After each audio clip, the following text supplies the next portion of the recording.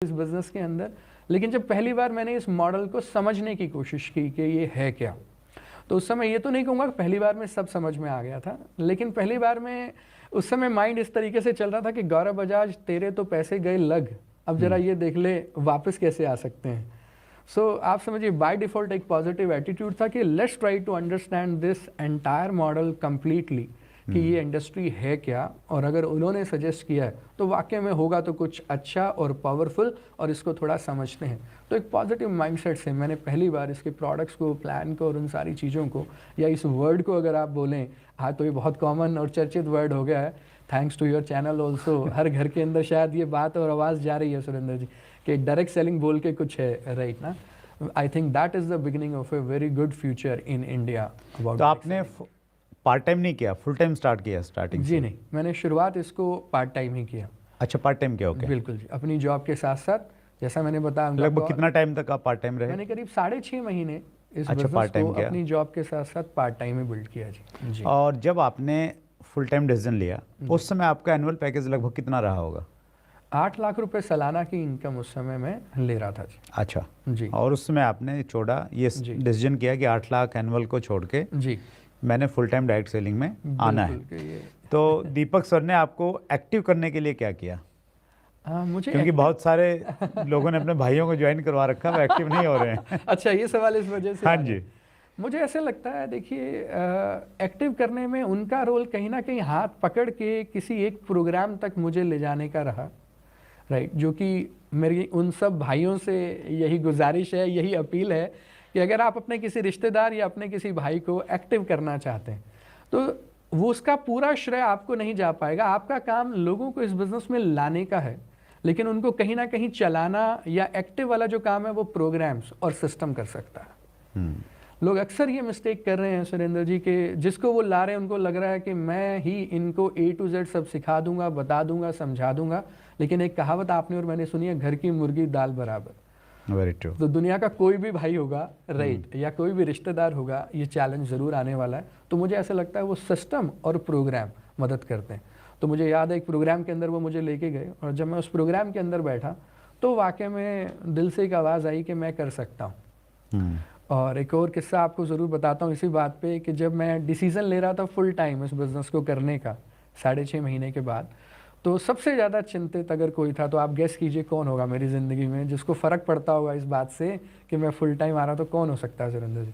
दीपक sir ही रहे होंगे। दीपक sir. और चलिए आगे बढ़ते हैं। मेरी आपकी ज़िंदगी में- धर्मपत्नी? चलिए, वो उस समय थी नहीं क्योंकि मैं शादीशुदा नहीं था। अच्छा, ओके ओके, राइट। तो फिर अब एक ही व्यक्ति बचता है जो मेरी मम्मी। कामयाबी के पीछे है। जी मम्मी, हाँ जी। हाँ। तो सबसे ज़्यादा चिंता सुरेंद्र जी मेरी मदर को हुई, और उन्होंने ये बोला कि तुम्हारी जो पढ़ाई है वो अलग है, राइट ना, दीपक की जो पढ़ाई है वो अलग है, उनका मार्केटिंग सेल्स में एक्सपीरियंस है, MBA किया उन्होंने, राइट ना, हाँ, प्लस उन्होंने फील्ड वर्क भी किया है दैट वे। अगर आप मेरी बात करते हैं तो मैं टोटली इंट्रोवर्ट पर्सनैलिटी का व्यक्ति हूँ। आज आपने मुझे बुलाया, मतलब इंट्रोवर्ट के थे, मैं ऐसा कह सकता हूँ। हाँ। अभी जान के दो। आपने जो मेरे वाला वर्जन देखा है बेसिकली वो इंट्रोवर्ट नहीं है, लेकिन जो लोग मुझे पुराने जानते हैं या मेरे स्कूल मेट्स या कॉलेज मेट्स से अगर आप पूछेंगे तो मैं थोड़ा सा इंट्रोवर्ट, थोड़ा नहीं काफ़ी इंट्रोवर्ट, कि सिर्फ किताबों में रहना, कोई एक्स्ट्रा करिकुलर एक्टिविटीज़ के अंदर कोई रूल नहीं, लाइक दिस, और नए लोग, अनजान लोगों से बात करना, उसके अंदर I was not that kind of interested person, के कुछ लोग होते हैं जो ईजिली बात कर लेते हैं। तो मेरी पर्सनैलिटी ऐसी नहीं थी। तो सबसे ज़्यादा चिंता इस बात की मेरी माँ को थी। देन ही सेड कि इस बिज़नेस के लिए आपको लोगों से मिलना है, बात करना है, देन दूसरा ट्रैवल करना है, और ये कहीं ना कहीं मेरी जॉब के बिल्कुल अगेंस्ट था।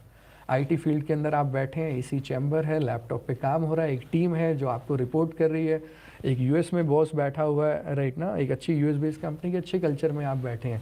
कहीं ना कहीं वहाँ पे बॉस है तो आपको सर नहीं यूज़ करना, वहाँ पे हम नाम से बुलाते थे, that was the culture, right. नीचे एक गाड़ी खड़ी है जो आपका इंतज़ार करिए, आपको जब घर जाना है आप जा सकते हैं, जो ऑर्डर करना है कर सकते हैं, जब आना चाहें आ सकते हैं। सो उस कल्चर के अंदर अगर आपने नौकरी करी है जिसमें फील्ड वर्क ज़ीरो है, मार्केटिंग और सेल्स उसके अंदर ज़ीरो है, राइट, और ऐसी आपने पढ़ाई भी नहीं की, तो मेरी माँ को बहुत चिंता हुई। तो उन्होंने बोला कि तुम देखो कि वाकई में ये डिसीज़न जो तुम ले रहे हो वो सही है या नहीं है, राइट ना। और कहीं ना कहीं मैंने कहा आपको सबसे ज़्यादा चिंता किस बात की है, तो मेरी मदर ने बोला कि बड़े की शादी हो गई है, और मैं फक्र से ये बोलती हूँ कि वो तो मैनेजर है, छोटा मेरा सॉफ्टवेयर इंजीनियर है। अगर तुमने एक बार ये बिजनेस शुरू कर लिया तो फिर मैं लड़की वालों को समझाऊंगी क्या मेरा बेटा करता क्या है। So that was the real fear behind parents, right. और मुझे लगता है आज भी ये मानसिकता सुरेंद्र जी कहीं ना कहीं माँ बाप के दिमाग में पीछे है कि व्हेन वी से करियर तो बात निकल के आती है जी मैनेजर हैं, राइट ना, सॉफ्टवेयर इंजीनियर हैं, लॉयर हैं, डॉक्टर हैं, चार्टर्ड अकाउंटेंट हैं, ये शब्द करियर को दर्शा रहे हैं। लेकिन कहीं ना कहीं आज भी एक फैमिली में माँ बाप को इस बात का डर लग जाता है कि अगर मेरा बच्चा फुल टाइम डायरेक्ट सेलिंग के अंदर है तो ये करियर के उसके बराबर है या नहीं है। तो यही डर शायद उनको भी था।